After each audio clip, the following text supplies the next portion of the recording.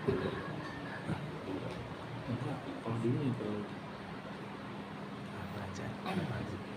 Assalamualaikum warahmatullahi wabarakatuh. Waalaikumsalam warahmatullahi wabarakatuh. Mari kita awali kajian kita dengan membaca doa menutup. Bismillahirrahmanirrahim. Raditu billahi rabban wa bil islami dinan wa bi Muhammadin nabiyyan wa rasulan. Rabbi zidni ilma warzuqni fahma. Amin.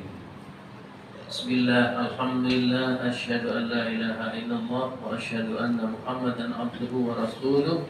Allahumma salli wa sallim ala sayyidina Muhammadin wa ala alihi wa ashabihi ajma'in. Amma ba'd. Hadirin jamaah ngopi berkah mushola Baitul Quran. Hari ini kita mengadakan kembali acara ngopi berkah, ngobrol pagi bersama kajian Ahad. Dan hari ini kita mengambil tema mengapa nikmat bisa berubah menjadi musibah.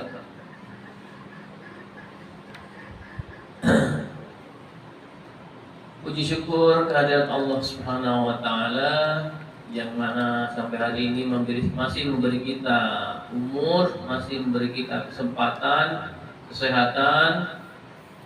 Mudah-mudahan kesehatan dan kesempatan ini senantiasa kita manfaatkan untuk melakukan ketaatan kepada Allah Subhanahu wa taala. Amin.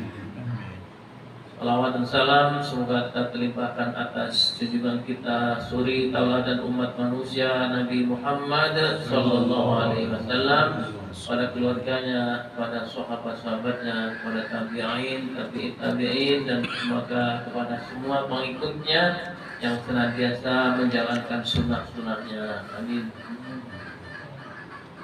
Baik, hari ini yang akan kita kaji adalah Al-Quran surat Ar-Ra'd ayat 11. Al-Quran surat Ar-Ra'd ayat 11. Ar-Ra'd itu surat yang ke-13. Kemudian nanti juga ayat yang kedua adalah surat Al-Anfal ayat 53. Akan ditandai dulu Al-Anfal ayat 53. Ini ayat ini sebetulnya sudah sering kita dengar.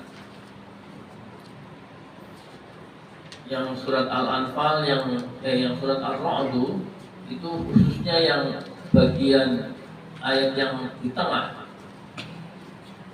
Ayat yang di tengah itu kan Innallaha la yughayyiru ma biqaumin hatta yughayyiru ma bi anfusihim.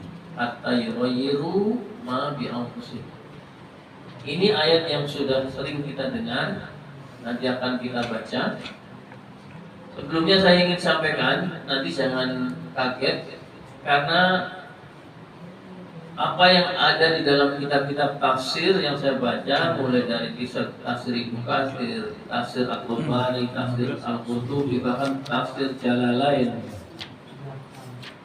makna dari ayat ini tidak sama dengan yang selama ini kita pernah dengar.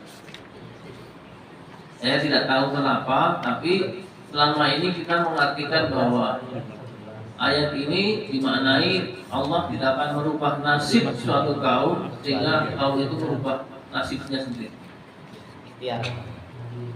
Ternyata bukan begitu. Nanti akan kita akan baca tafsirnya. Jadi tolong jangan kaget karena ini berbeda tafsirnya dengan apa yang selama ini kita pahami. Ya, silakan Mas Adin dulu nanti yang lain.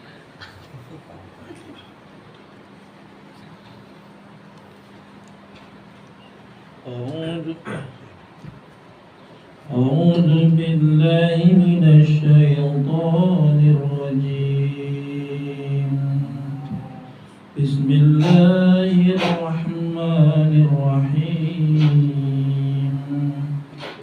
له مؤكبات من بين يديه ومن خلفه يحفظونه من أمر الله إن الله لا يغير ما بقوم حتى يغيروا ما بأنفسهم وإذا أراد الله بقوم سوءا فلا مرد له وما لهم من دونه من ولي وما لهم من دونه من وال.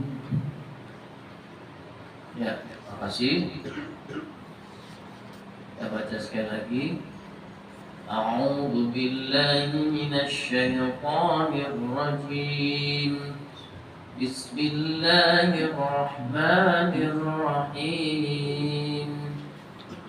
Lahu mu'aqibatun min bayni yadayhi wa min khalfihi yahfazunahu min amrillah.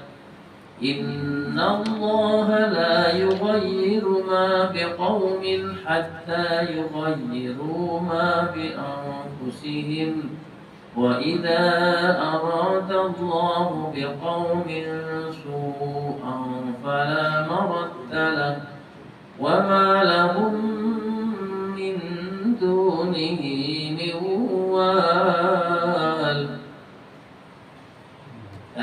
Sekarang ayat yang Al-Anfal ayat 53. Monggo Mas Rahmat belum pernah, silakan. Al-Anfal 53. Bismillahirrahmanirrahim. ذلك بأن الله لم يكن مغيرا نعمة أنعمها على قوم حتى يغيروا ما بأنفسهم وأن الله سميع عليم. Terima kasih. Baca sekali lagi.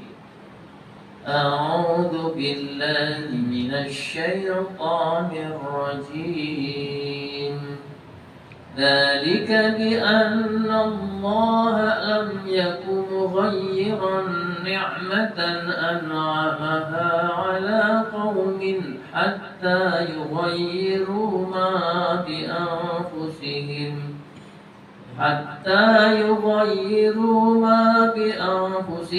وأن Allah sami'un alim. Jadi itu di anfusihim itu ada huruf lam alif, sehingga saya berulang itu nggak boleh berhenti, maka kita ulangi lagi membacanya dari hatta yughayyiru ma bi anfusihim wa anna Allah sami'un. Karena ada waqaf mamnu ada lam alif. Jadi kalau kita berhenti, kita ulangi lagi bacanya.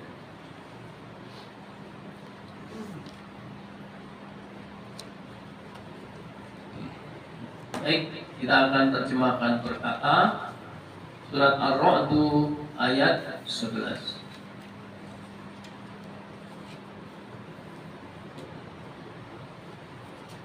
Ayat 11 dari surat Ar-Ra'd tentu saja ini merupakan lanjutan dari ayat 10. Ya, ayat 10. Jadi ada hubungannya.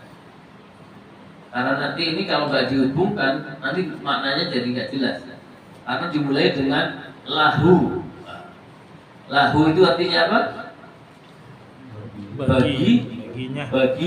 Laki-laki perempuan? Laki-laki. Nah, baginya itu siapa? Siapanya itu disebutkan pada ayat sebelumnya. Ayat sebelumnya yaitu bunyinya begini, a'udzubillahi minasyaitonirrajim. Sawa'un minkum man asarral qawla wa man jahara bihi wa man huwa mustakhfin bil laili wa sarihum bin nahar. Jadi artinya sama saja bagi bagi Tuhan, ya, minkum di antara kalian itu man asarrul qaul, ada orang yang merahasiakan ucapannya. Jadi inilah yang disebut tadi lahu. Jadi lahu itu siapa? Adalah man asarrul qaula wa man jahara bihi dan seterusnya. Jadi orang yang merahasiakan ucapannya atau menjaharkan ucapannya. Menjaharkan itu melahirkan, tidak dirahasiakan. Dan orang yang dia bersembunyi di malam hari, mustakhfil billail, atau dan yang berjalan di siang hari. Jadi ini yang disebut baginya. Jadi bagi orang itu, ini kan ini menyangkut semua manusia sebetulnya, menyangkut semua manusia. Sawaun, sama saja bagi Allah, minkum di antara kalian manusia. Jadi disebutnya, jadi semua manusia ini berlaku. Jadi lahu sebetulnya nanti berlakunya pada semua manusia, bagi manusia. Tapi awalnya asal usulnya lahu itu artinya bagi dia seorang laki-laki. Menujunya kepada man asarrul qaul dan seterusnya. Orang yang merahasiakan ucapannya, berterus terang, bersembunyi di malam hari, berjalan di siang hari, sama saja bagi Allah, kan? Karena kenapa sama saja bagi Allah? Karena bagi dia lahu, baginya, bagi manusia itu muaqibatun. Muaqibatun itu apa? Muaqibatun itu artinya mayyat tabi'un, orang yang mengikuti. Tapi ini nanti tidak diciptakan orang, dari para malaikat. Muaqibat itu bentuknya jamak, karena ada alif tak belakang, jamak perempuan, sifatnya perempuan. Muaqibatun, baginya lahu, baginya muaqibatun, ada, jadi maknanya malaikat-malaikat yang mengikuti. Jadi kita ini setiap hari ada minimal ada 4 malaikat yang mengikuti. Samping kiri yang mencatat apa? Keburukan. Di kanan malaikat yang mencatat kebaikan. Di depan dan di belakang inilah yang dimaksud mengikuti. Mengikuti kita. Untuk apa? Menjaga kita. Nah, tafsirnya banyak. Tapi intinya malaikat di depan dan di belakang kita itu sama Allah diperintah untuk menjaga kita. Apa enggak? Saking kasih sayangnya Allah, kita dijaga sama malaikat. Lahu baginya manusia muaqibatun, ada malaikat-malaikat yang mengikuti. Min baini yadaihi, min dari baini yadaihi. Baini yadaihi itu sebetulnya maknanya di antara dua tangan, tapi maknanya adalah di depan. Tapi aslinya kalau diterjemahkan berkata min baini yadaihi, di antara dua tangannya. Tapi maksudnya ini istilah Arab, maksudnya adalah di depannya. Wa min khalfihi, dan di belakangnya, dan dari belakangnya. Jadi dari depan, dari belakang malaikat menjaga. Yahfadunahu, yahfaduna, pelakunya domirnya apa? Yahfadunahu, pakai ya, pakai wawu nun, berarti pelakunya hum, mereka. Jadi banyak malaikat, para malaikat. Karena kan tidak hanya satu orang yang dijaga, berjuta-juta orang. Jadi juga yang menjaga juga banyak malaikat. Yahfadunahu, para malaikat itu menjaga dia. Dia siapa? Yang tadi lahu, manusia. Hafidho yahfadhu, hafidho fi'il madhi, yahfadhu fi'il mudhari. Yahfadhu satu orang menjaga.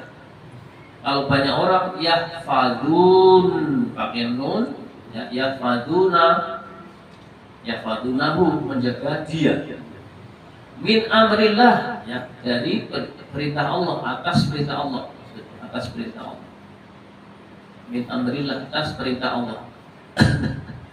Innallaha sesungguhnya Allah la yughayyiru la tidak yughayyiru itu asal katanya dari ghayyara fi'il mudhari fi'il madinya ghayyara yughayyiru artinya mengubah. La yughayyiru tidak mengubah. Tidak mengubah apa? Nah ini ma-nya kan ini bukan ma-nya ini kan bukan nasib ya. Ma ini nanti ditafsirnya adalah nikmat. Jadi sekali lagi supaya ini diperhatikan ya hadirin ya, karena nanti kenapa kok ini berbeda dengan yang selama ini kita pahami. La yughayyiru, Allah tidak merubah ma sesuatu.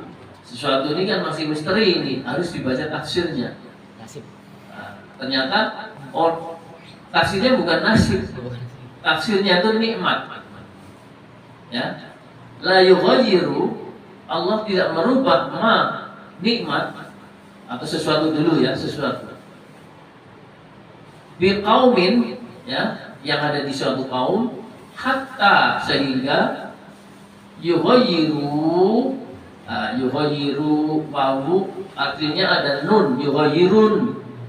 Kalau satu orang merubah itu yughayyiru, dua orang merubah yughayyirani, banyak orang yughayyiruna. Tetapi kenapa nunnya hilang? Karena ada hatta. Jadi ketika fi'il mudhari dhamirnya mereka atau hum, aslinya yughayyiruna pakai nun, ketika ada hatta maka nunnya hilang. Hatta yughayyiru, sehingga mereka, maka dhamirnya mereka, sehingga mereka merubah ma sesuatu itu, maksudnya nikmat, bi anfusihim, mereka sendiri, dengan mereka sendiri, anfusihim, anfus, dengan mereka sendiri merubahnya. Kemudian wa idza arada, dan ketika menghendaki, arada fi'il madi. Fi'il madi ketika itu digunakan untuk menyampaikan sesuatu yang akan datang atau berlangsung terus-menerus. Idza aradallah, ketika Allah menghendaki. Allah menghendaki itu kan sejak dulu sampai sekarang sampai yang akan datang. Tapi beliau Allah menggunakan arada fi'il madhi. Jika fi'il madhi digunakan dalam Al-Qur'an untuk menyampaikan sesuatu yang akan terjadi, sedang dan akan terjadi, maka maksudnya adalah pasti, menunjukkan kepastian. Ini memang agak aneh dalam Arab, bahasa Inggris nggak ada. Bahasa Arab gaya bahasa menggunakan past tense, tapi untuk menyampaikan sesuatu yang sedang dan akan terjadi. Ini ada di bahasa Arab, tapi dengan maksud kepastian, menunjukkan sebuah kepastian. Jadi wa idza arada, kalau terjemahkan secara letterlock, dan ketika telah menghendaki, tapi ini maksudnya nggak begitu. Ketika menghendaki, siapa menghendaki? Allahu Allah. Ketika Allah, ketika Allah menghendaki apa? Biqaumin, terhadap suatu kaum, su'an, keburukan. Makanya ada istilah su'ul khotimah, khotimah yang buruk. Su'un itu buruk. Bila Allah menghendaki suatu kaum su'an, keburukan, fala maruddalah, fala maka tidak, marudda tertolak, maka tidak bisa tertolak, maka tidak bisa ditolak, lahu baginya orang itu. Kalau Allah sudah menghendaki keburukan, maka tidak ada yang bisa menolak. Wa malahum, dan tidak ada bagi mereka siapa? Manusia yang dijaga oleh para malaikat tadi, min dunihi, dari selain Allah, miwal, seorang penolong. Jadi tidak ada bagi mereka selain Allah itu penolong. Maksudnya ya, tidak ada penolong selain Allah bagi manusia. walin itu seakar kata dengan wali. Wali itu maknanya penolong, ya, sahabat setia, yang dicintai. Tapi sini maknanya adalah penolong. Saya ulangi sekali lagi. Lahu muaqibatun min baini yadayhi wa min khalfihi. Bagi manusia ada para malaikat di depannya dan di belakangnya. Mereka menjaga min atas perintah Allah. Yahfadunahu min amrillah. Innallaha, sesungguhnya Allah, la yughayyiru ma biqaumin, tidak akan merubah sesuatu nikmat yang ada di suatu kaum hatta yughayyiru, sehingga mereka merubah ma bi anfusihim, nikmat itu dengan mereka sendiri. Kemudian wa idza aradallahu biqaumin, dan ketika Allah menghendaki suatu kaum su'an, keburukan, fala maruddalahu, maka tidak ada yang maka dia tidak bisa menolak. Wa malahum min dunihi, dan tidak ada bagi mereka selain Allah miwal, pelindung. Sekarang kita terjemahkan yang ayat berikutnya. Surat Al-Anfal ayat 53. Di sini lebih jelas lagi bahwa yang tidak dirubah itu adalah nikmat. Di sini lebih jelas lagi. Kita baca. Dalika, yang demikian itu, bi anna Allah, karena sesungguhnya Allah, lam yaku, tidak menjadi, mughayyiron, perubah, tidak menjadi yang melakukan perubahan. Mughayyiron itu fa'il, pelaku, ya. Tidak menjadi orang yang merubah nikmatan, suatu nikmat, an'amaha, yang telah dikaruniakannya, ala qaumin, kepada suatu kaum, hatta yughayyiru, sehingga mereka merubah ma, nikmat tersebut, bi anfusihim, dengan diri mereka sendiri. Sekali lagi, yang demikian itu sesungguhnya Allah tidak akan merubah, tidak akan menjadi berubah suatu nikmat.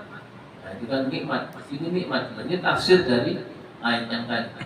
Nikmat an'amaha, yang Allah karuniakan kepada suatu kaum sehingga mereka merubah sendiri nikmat tersebut.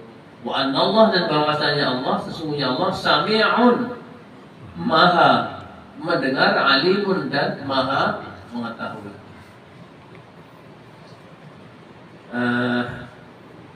Ini saya baca lagi dengan semuanya.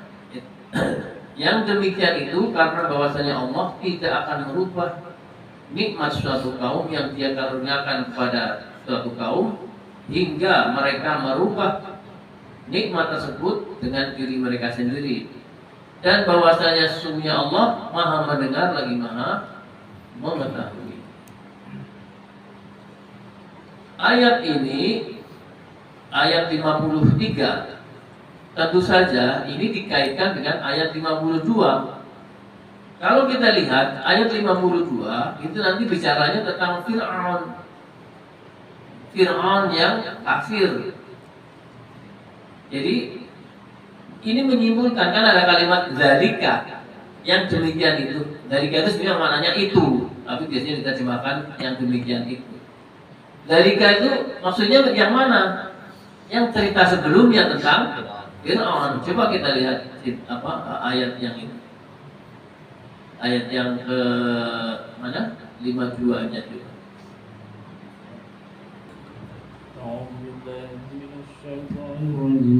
Supaya kita mantap ya keyakinannya, karena ini berbeda dengan yang kita pahami. Bismillahirrahmanirrahim.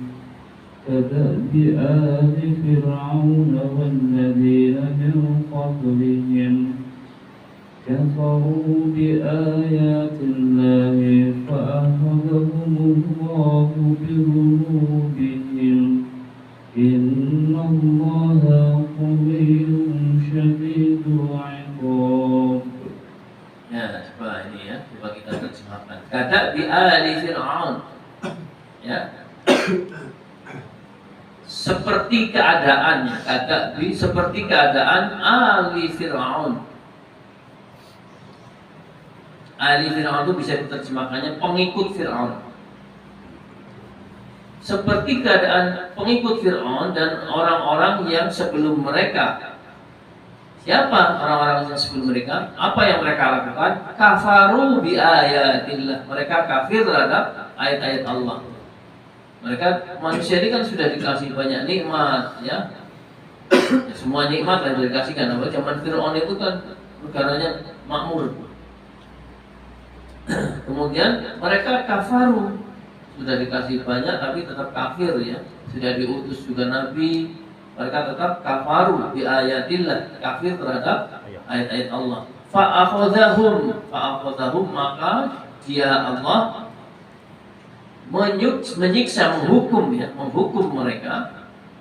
Fa'akhadha itu sebenarnya artinya bisa menghukum, bisa mengambil keputusan. Tapi ini dalam konteks ini fa'akhadhahum adalah menghukum mereka, menyiksa mereka. Allah yang menyiksa bidunubihim, karena sebab dosa-dosa mereka.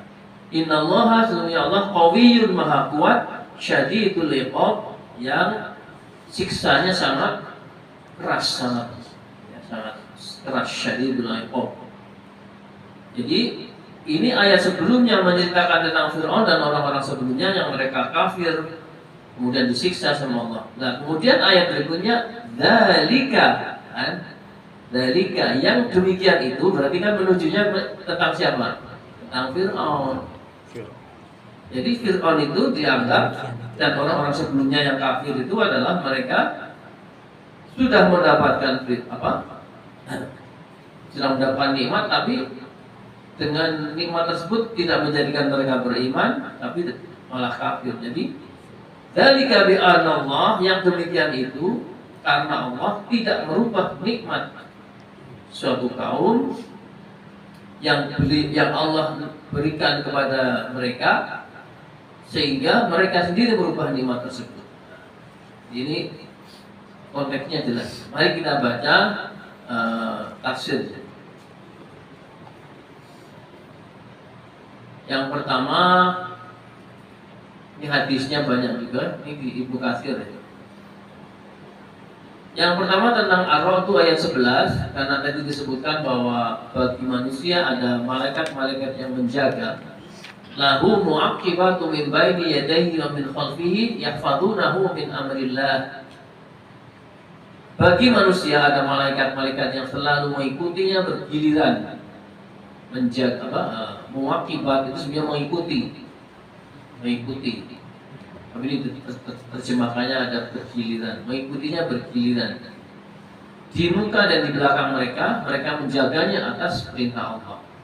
Yahfadunahu min amrillah. Tafsirnya artinya, ini Ibnu Katsir, ada malaikat-malaikat yang selalu menjaga hamba Allah secara bergiliran. Ada yang di malam hari, ada pula yang di siang hari, untuk menjaganya dari hal-hal yang buruk dan kecelakaan.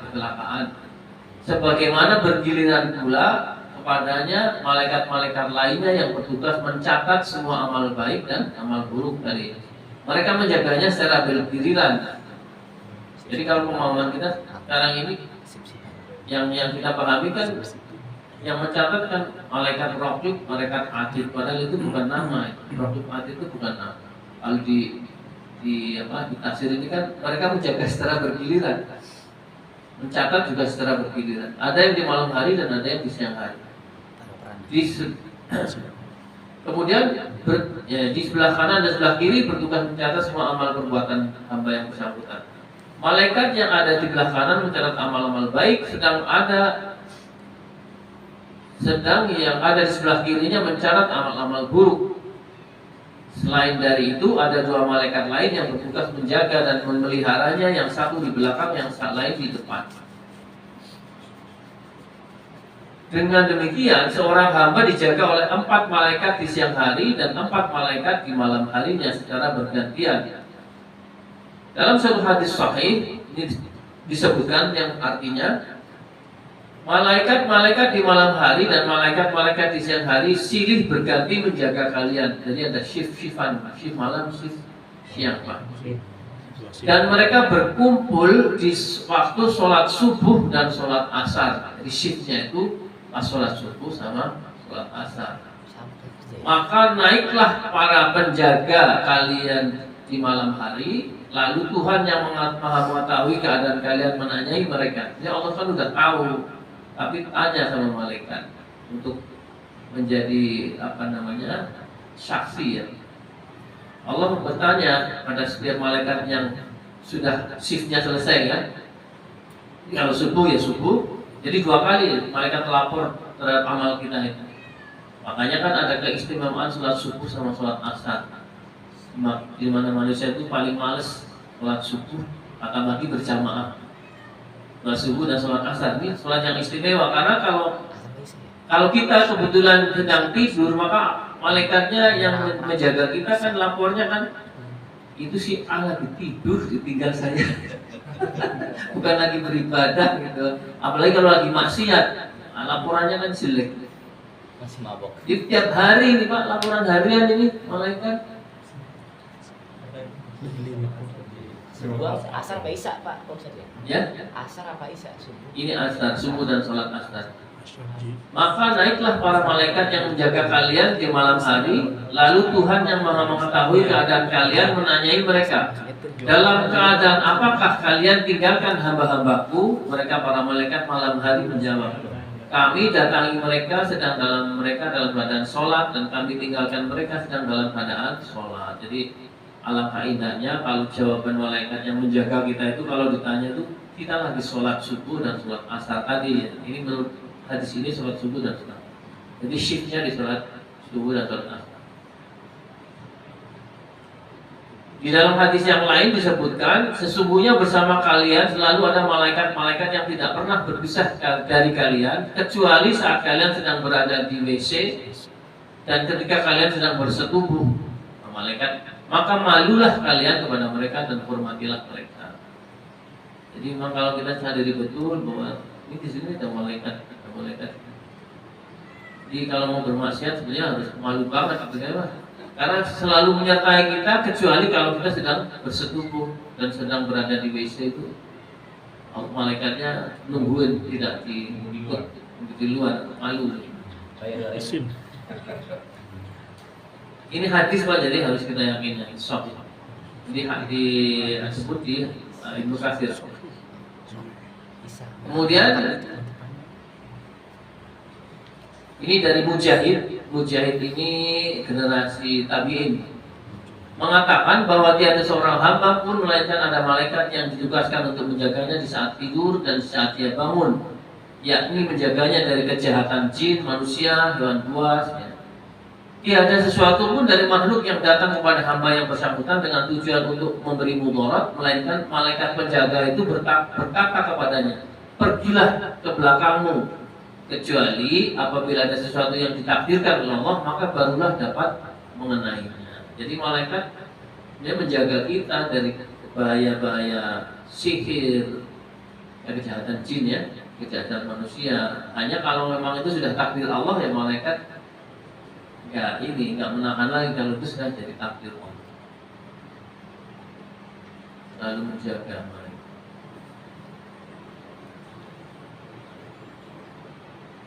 Nah, ini hadis tentang dari Imam Ahmad. Dari Imam Ahmad mengatakan telah menceritakan kepada kami Aswad ibnu Amir, telah menceritakan kepada kami Sufyan, telah menceritakan kepada aku Mansur dari Salim ibnu Abul Ja'ad dari ayahnya dari Abdullah, yang mengatakan bahwa Rasulullah pernah bersabda, tiada seorang pun di antara kalian melainkan telah ditugaskan untuk menemaninya teman dari jin dan teman dari malaikat. Jadi selain malaikat ada jin yang waswasil khannas, itu jin.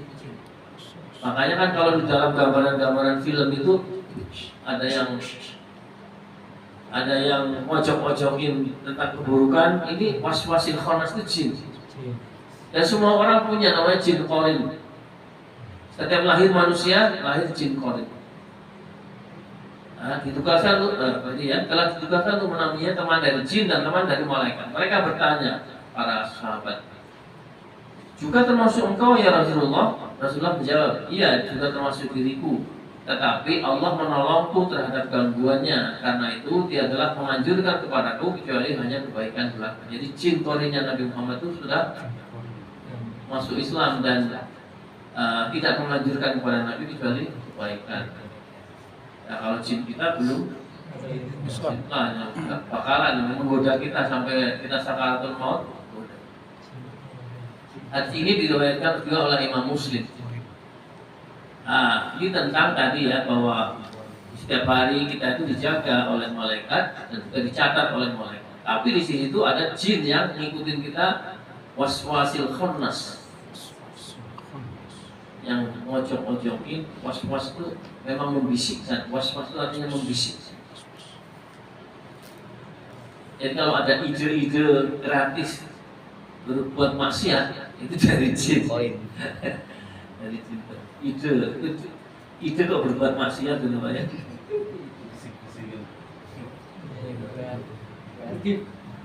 Kreatif berbuat maksiat. Kreatif. Oke, yang kedua tentang manusia mengubah nikmat menjadi musibah. Yang tadi, innallaha la yughayyiru ma biqaumin hatta yughayyiru ma bi anfusihim. Sesungguhnya Allah tidak akan merubah nikmat suatu kaum sehingga mereka mengubah nikmat yang ada pada diri mereka sendiri. Ini disebut dalam tafsir Ibnu Katsir. Ibnu Abu Hatim mengatakan, telah menceritakan dari macam. Jadi kalau di Ibnu Katsir itu diceritakan sanadnya gitu ya, sampai kepada sahabat. Yang terakhir adalah dari Ibrahim yang mengatakan bahwa Allah pernah memerintahkan kepada salah seorang nabi dari kaum Bani Israel, hendaklah kamu katakan kepada kaummu bahwa tidak ada suatu penduduk suatu kota pun dan tidak ada penghuni suatu ahli bait pun yang tadinya berada dalam ketaatan Allah, lalu mereka berpaling dari ketaatan dan mengerjakan maksiat kepada Allah, melainkan Allah memalingkan mereka dari hal-hal yang mereka sukai nikmat tadinya, kemudian menggantikan nikmat tersebut dengan hal-hal yang tidak mereka sukai. Selanjutnya Jaham Ibnu Ibrahim mengatakan bahwa bukti kebenaran ini dalam kitab Al-Quran ialah firman yang mengatakan, innallaha la yughayyiru ma biqaumin hatta yughayyiru ma bi anfusihim. Jadi ini konteksnya adalah ketika suatu kaum diberi nikmat kemudian malah tidak taat, maka Allah mengganti nikmat tersebut menjadi apa istilahnya, musibah dengan yang mereka tidak suka. Yang tidak suka itu kan musibah. Musibah itu hal-hal yang tidak disukai. Ini keterangan hadisnya. Kemudian ini diperjelas tadi ya dalam tafsir surat Al-Quran ayat Al-Anfal ayat 53 tadi ya. Ini lebih diperjelas lagi. Yang tersebut dari bi anallah, yang demikian itu karena Allah lam yakun ghayran, tidak menjadi perubah nikmatan suatu nikmat, an'amaha yang Allah karuniakan nikmat tersebut ala qaumin kepada kaum, hatta yughayyiru ma bi anfusihim, sehingga mereka merubah sendiri nikmat tersebut. Ini ayat ini merupakan tafsir dari ayat. Ibnu Katsir dalam tafsirnya menyebutkan bahwa Allah menyebutkan tentang keadilan dan kebijaksanaannya dalam hukum yang ditetapkannya, bahwa dia tidak akan mengubah suatu nikmat yang telah dia berikan kepada seorang hamba kecuali disebabkan dosa yang dikerjakan hamba tersebut. Jadi kemudian ini diperkuat lagi dengan ada surat dalam surat Asy-Syura ayat 30 yang bunyinya a'udzubillahi minasyaitonirrajim, wa ma asabakum min musibatin fabima kasabat aydikum. Dan apa saja musibah yang menimpa kamu sekalian adalah disebabkan oleh perbuatan tanganmu sendiri, dan Allah memaafkan sebagian besar dari kesalahan-kesalahan. Jadi ini kemudian Ibnu Qayyim Al-Jauziyah, ini muridnya Ibnu Taimiyah dan gurunya Ibnu Katsir. Ibnu Qayyim Al-Jauziyah ini gurunya Ibnu Katsir. Tapi memang kalau Ibnu Qayyim Al-Jauziyah itu mazhabnya Imam Hambali, Ibnu Katsir mazhabnya Syafi'i. Jadi Dari dulu tuh nggak masalah kalau perbedaan mazhab ya. Sekarang aja ini yang jadi ramai. Dari dulu perbedaan guru Hangat. mazhab Hambali, muridnya mazhab Syafi'i nggak ada masalah, saling memanfaatkan. Imam Ibnu Qayyim Az-Jauziyah mengatakan di antara akibat dari berbuat dosa adalah menghilangkan nikmat dan akibat dosa adalah mendatangkan bencana. Oleh karena itu, ini gurunya Ibnu Katsir ya. Oleh karena itu, hilangnya suatu nikmat dari seorang hamba adalah karena dosa. Begitu pula datangnya berbagai musibah juga disebabkan karena dosa. Ini dalam kitab Al-Jawabul Kafi halaman 87. Jadi hadirin sekalian, mari kita ambil ibrahnya bahwa Allah mengubah nikmat yang diberikan kepada suatu kaum menjadi musibah adalah karena perbuatan dosa maksiat dari kaum tersebut. Makanya kita sekarang sudah sering lihat misalnya hujan itu sebenarnya kan rahmatnya, hujannya rahmatnya. Rahmat hujan itu rahmat di sini kan. Jadi rahmat. Tapi sekarang muncullah hujan Musibah. jadi musibah. Banjir, longsor, macam-macam. Kan itu akibat dosanya manusia tuh, hutan gunduli, gampang longsor. Terus apalagi termasuk perumahan kita itu, kalau misalnya kita harusnya ya setiap rumah itu ada lahan yang bisa air meresap. Tapi karena saking kecilnya rumah kita kan di tembok semua, gimana air mau meresap kan? Jadi kan bablas saja. Untung kita punya sungai, jadi bablasnya ke sungai. Kalau nggak ada sungai kan jadi banjir. Masih untung. Terus kadang-kadang kita juga ada sebagian masyarakat yang masih membuang sampah di sungai. Itu kan dosa. Kadang-kadang orang tidak melihat bahwa perbuatan sehari-hari itu dosa, kayak buang sampah sembarangan itu dosa gitu. Jadi apalagi di sungai itu kan menimbulkan kotoran tuh, dosa itu. Iya, kadang-kadang kalau kita nggak punya misalnya ada orang yang hanya kontrak saja itu kan, tidak ikut langganan itu sembarangan bawa kemana gimana ya? Tengsau. Nggak tahu kalau itu dosa itu. Itu salah satu perbuatan dosa yang menimbulkan musibah itu. Kita buang sampah di selokan, gitu kan, sembarangan. Kecil. Selokannya kecil loh.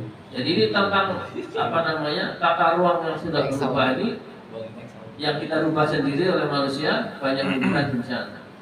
Ini kalau yang seperti itu. Tapi ini bisa terjadi dalam rumah tangga ya, bahwa nikmat menjadi musibah itu bisa dalam kehidupan rumah tangga kita. Ya misalnya kita udah punya segalanya, udah dikasih rezeki yang banyak, dikasih anak yang baik, istri yang soleha. Malah kita misalnya berbuat yang tidak taat lah, maksiat lah, katakanlah maksiat. Itu menunjukkan bahwa kalau kita membuat maksiat, padahal kita sudah dikasih banyak sama Allah nikmat, itu berarti kita sedang merubah nikmat itu akan menjadi musibah. Makanya kalau mungkin kita selama hidup ini pernah suatu saat kita ditegur sama Allah. Sebenarnya itu ada sayangnya Allah itu. Bukan karena bencinya Allah kalau kepada orang yang beriman. Bukan karena bencinya Allah, karena sayangnya Allah ini memberi pelajaran kepada kita supaya sadar, kamu itu bakalannya mati, apalagi sudah hampir 60 banyak. 60. Kenapa kebahas itu? Gak usah macam-macam, udah cari bekal buat akhirat saja. Kalau dunianya udah cukup, kalau dunia udah dicari mah gak ada habisnya, gitu kan? Akhiratnya. Jadi kita mengingat mati itu maksudnya adalah, kan ada hadis yang bawa kita terus sering-sering mengingat mati. Maksudnya supaya kita serius mencari bekal untuk mati. Jadi nggak sempat berpikir untuk tadi berbuat maksiat sehingga nikmat yang diberikan kepada Allah ini menjadi musibah. Dan itu bukan karena Allah benci. Kalau orang yang beriman ya, Allah sayang. Supaya kita sebelum mati itu disadarkan dulu tobat. Karena tobat itu masih dibuka sebelum nafas sampai ke tenggorokan. Mesti diterima tobatnya Pak. Segera bertobat yang masih sering berbuat maksiat. Berbuat maksiat itu bukan hanya masalah yang itu loh, bukan hanya masalah minum khamr, bukan masalah berzina. Sama istri tidak berlaku baik, berakhlak baik itu maksiat. Apalagi sama orang tua itu apapun yang dilakukan kepada orang tua harus bersifat memuliakan. Kata-katanya itu qaulan karima, kepada orang tua itu berkata yang memuliakan. Apalagi sekarang ini anak-anak sama orang tua ini kan, jangankan memuliakan, Paling polisi. kadang-kadang malah nggak diurus. Guru udah lupa. Malah ditunggu-tunggu warisnya. Belum meninggal sudah ditunggu warisnya. Kalau orang tua belum meninggal itu masih hak sepenuhnya orang tua, bukan waris. Jadi nggak boleh diminta, jangan diminta kan. Kalau mau dibagi sebagai hibah. Tapi kadang-kadang anak sekarang itu nggak tahu. Jatah saya warisan mana ya? Belum ada warisan. Warisan itu kalau sudah meninggal. Kalau masih hidup mah hibah. Kalau mau diberikan haknya orang tua. Jadi sekali lagi maksiat itu bukan hanya masalah yang besar-besar, yang kecil-kecil lah. Semua maksiat itu bisa merubah nikmat menjadi musibah. Jadi kasih anak baik-baik, gak diajari tentang bagaimana hidup soleh, tidak diajari ngaji. Tapi kadang-kadang orang tua nyuruh ngaji, dia sendiri nggak ngaji, itu kan? Dan itu semua termasuk nggak benar. Jadi intinya ginilah ya, kita jangan sampai Allah kemudian punya memberi pelajaran, sebenarnya memberi pelajaran dengan merubah nikmat itu menjadi musibah. Jadi itu saja apa yang bisa kita bahas pada hari ini. Mudah-mudahan bermanfaat. Kalau ada yang mau tanyakan atau didiskusikan silakan.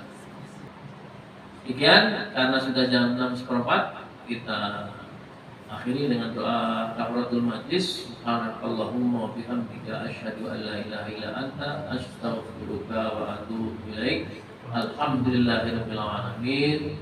Assalamualaikum warahmatullahi wabarakatuh. Waalaikumsalam.